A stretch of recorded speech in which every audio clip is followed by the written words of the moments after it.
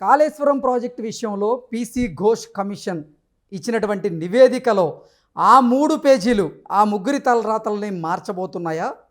ఇప్పుడు తెలంగాణ ప్రభుత్వం ఈ కాళేశ్వరం ప్రాజెక్టు కేసును సిబిఐకి అప్పజెప్పబోతున్నటువంటి నేపథ్యంలో కేసీఆర్, హరీష్ రావు, ఈటెల రాజేందర్ అరెస్ట్ అవ్వడం ఖాయమా అంటే అవుననే సమాధానం ఇస్తున్నారు కొంతమంది రాజకీయ విశ్లేషకులు. ఈ నేపథ్యంలోనే ఈ అంశం మీద మనం పూర్తి స్థాయిలో విశ్లేషణ చేసుకుందాం. ప్రస్తుతం మనతో పాటున్నారు ప్రముఖ రాజకీయ విశ్లేషకులు, ప్రముఖ సీనియర్ జర్నలిస్ట్ డివిఎస్ గారు. వారితో మాట్లాడదాం.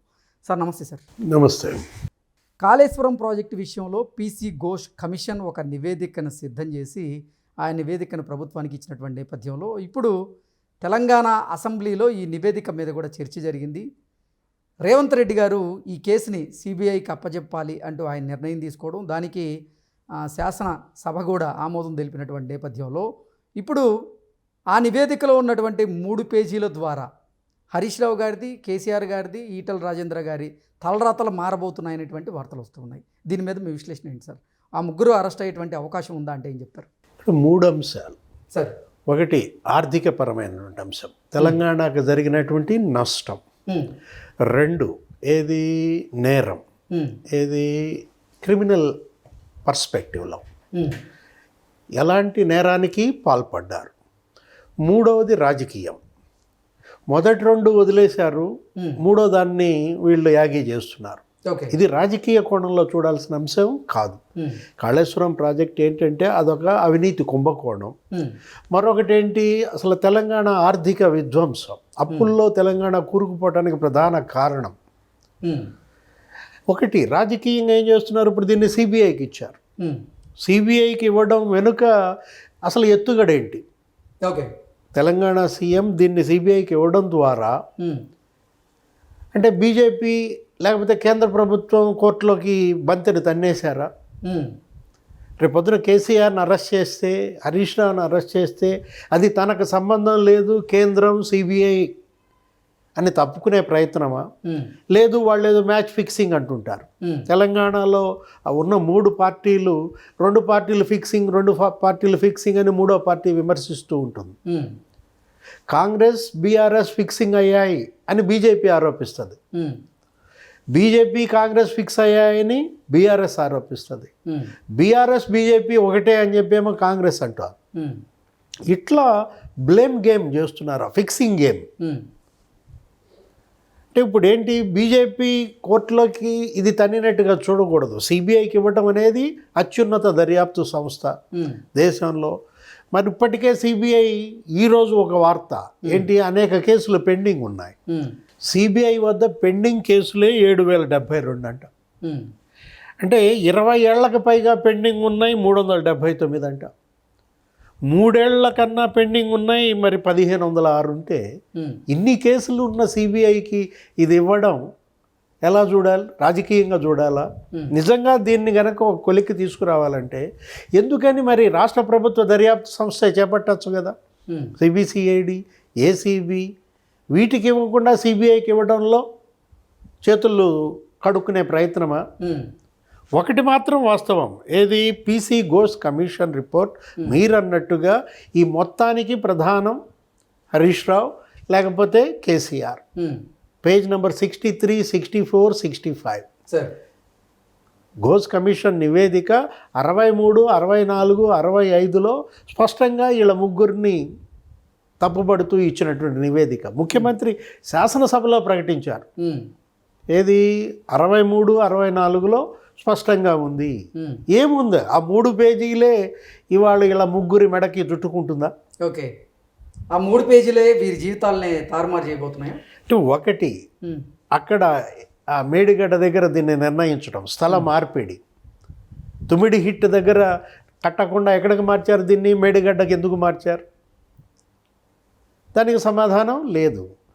ఇప్పుడు కేసీఆర్ మదిలో తొలిచిన పురుగు అదేమైంది, అది కాస్త చిన్న మొక్క కాస్త వటవృక్షం అయిందన్నారు. యాక్చువల్గా ప్రాణహిత చేవెళ్ళ ప్రాజెక్ట్, మరి దాని మీద 11,000 కోట్లు అప్పటికే ఖర్చు అయింది.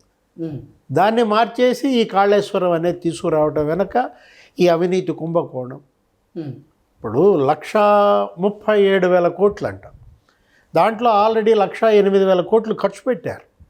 ఒక 6 సంస్థల దగ్గర అప్పులు తెచ్చారు. 3 పిల్లర్లు కుంగాయి. భారత ప్రధాని నరేంద్ర మోదీ గారు కూడా ఎన్నికల ప్రచారంలో భాగంగా అసలు కేసీఆర్ కుటుంబానికి ఈ కాళేశ్వరం ప్రాజెక్ట్ ఒక ఏటీఎంలా పనిచేస్తుందంటూ కూడా విమర్శలు చేశారు ఆయన. ఇన్ని విమర్శలు వచ్చిన దీంట్లో ఏ విధంగా దీనిలో నుంచి తప్పించుకోగలరు? ఇక్కడ మనం తీసుకోవాల్సింది ఏంటంటే, ఒకటి, మామ బావమరిది ఒత్తిడి చేశారని తన నిస్సహాయత పరోక్షంగా హరీష్ రావు ఒప్పుకున్నాడు.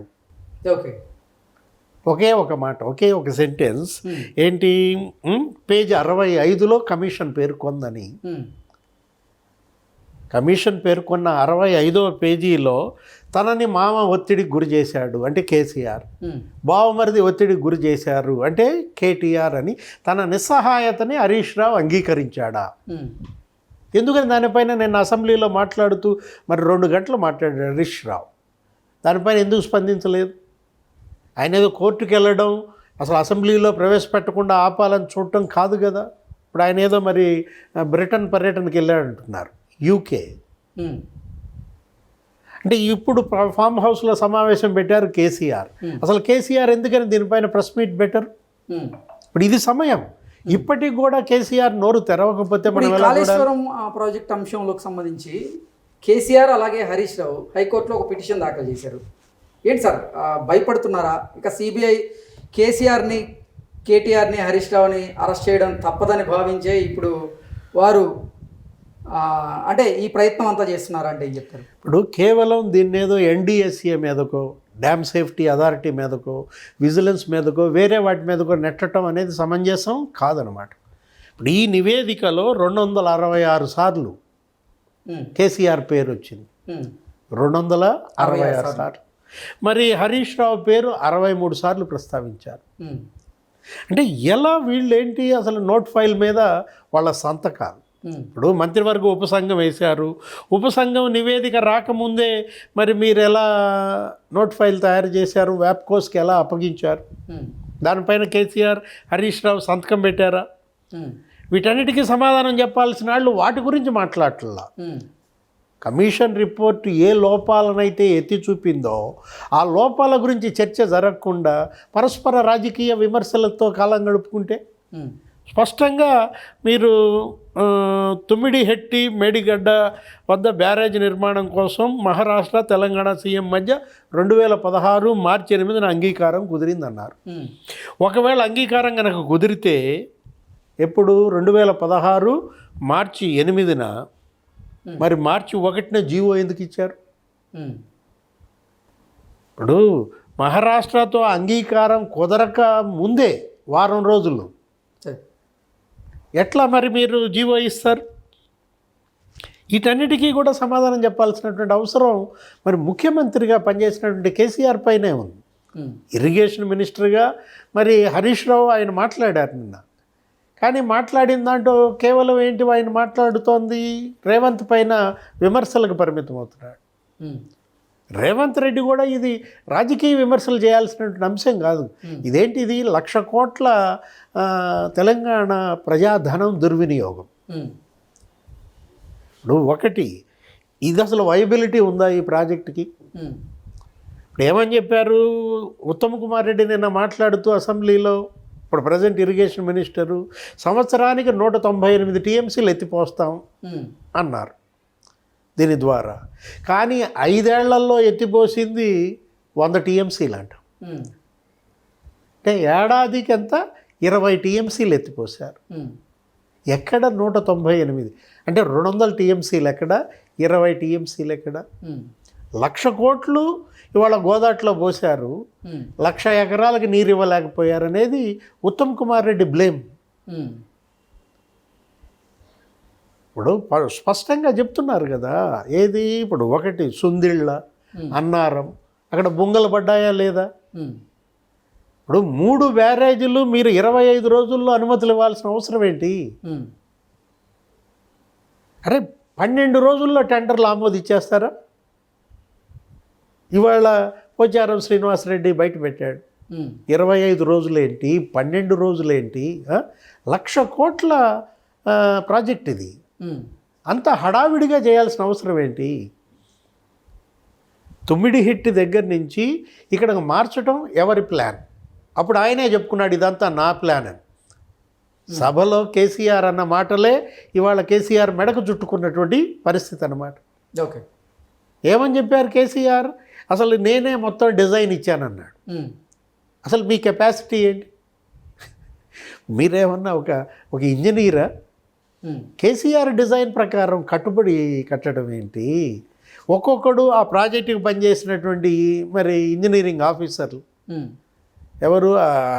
చీఫ్ ఇంజనీర్ ఎక్కడ ఎలా సంపాదించాడు 100 కోట్లు?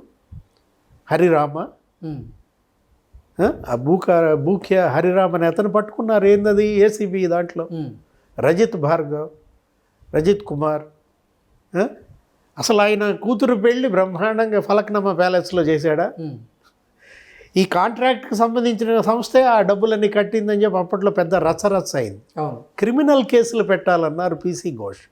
దీంట్లో ఏది ఆ కట్టినటువంటి సంస్థను కూడా బాధ్యుల్ని చేసి మొత్తం డబ్బు వాళ్ళ దగ్గర రికవరీ చేయాలన్నారు. నష్టం ఎంత జరిగిందో ఆ నష్టం అది తెలంగాణ ప్రజల రక్తం, దాన్ని రికవరీ చేయాలి. ఆ డబ్బు కాంట్రాక్టర్ దగ్గర చేస్తారా? లేదు వీళ్ళని జైళ్ళకి పంపాలి. ఎవరెవరైతే అక్రమంగా 100,000 కోట్లు సంపాదించారో, పొలాలు కొన్నారు. ఒక్కొక్కడు ఎవరిని గదిలిచ్చిన 25 ఎకరాలు పలానా హైదరాబాద్ శివారులో కొన్నాడంట. ఒకడేదో మామిడి తోటలంట, 6 ఎకరాల మామిడి తోట. ఒకడైతే అసలు అమరావతిలో కూడా కొన్నాడంట ఫ్లాట్లు. నిన్న హరీష్ రావు చెప్పాల్సిన వాటికి అసెంబ్లీలో సమాధానం చెప్పకుండా అదేదో పోలవరం కుంగిపోయిందంటాడు. పోలవరం 5 సార్లు అక్కడ డయాఫ్రమ్ వాల్ పోయింది, కాపర్ డ్యామ్ పోయింది, గైడ్ బండ్ పోయింది. దాని మీద NDSA ఏం చేసింది అంటాడు. నేషనల్ డ్యామ్ సెక్యూరిటీ అథారిటీని తప్పుపడతాడు. పీసీ ఘోష్ కమిషన్ కాదు, PCC కమిషన్ అంటారు. వ్యర్థ విమర్శలు కాదు. ప్రజలు మిమ్మల్ని నఖశిఖ పర్యంతం చూస్తున్నారు. మిమ్మల్ని ప్రధాన దోషులుగా నిర్ణయించారు. ఆల్రెడీ ప్రజా తీర్పు వచ్చేసింది. కాళేశ్వరం వల్లే కదా 10 ఏళ్ళు అధికారంలో ఉన్న మీరు వాళ్ళ ప్రతిపక్షంకి వచ్చింది. ప్రజా తీర్పు వచ్చింది. ఇక రావాల్సిందేంటి? న్యాయస్థానాల తీర్పు, ప్రభుత్వ తీర్పు రావాలి. ఓకే. ఇప్పుడు CBI అధికారులు ఆ ముగ్గురిని అరెస్ట్ చేసేటువంటి అవకాశం ఉందంటే ఏం చెప్తారు? మరి చేయాలి కదా. ఏది ఎవరైతే దోషులు కాంట్రాక్టర్ల దగ్గర నుంచి అధికారుల దగ్గర నుంచి మరి వీళ్ళందరినీ అరెస్టులు చేయాల్సిందే.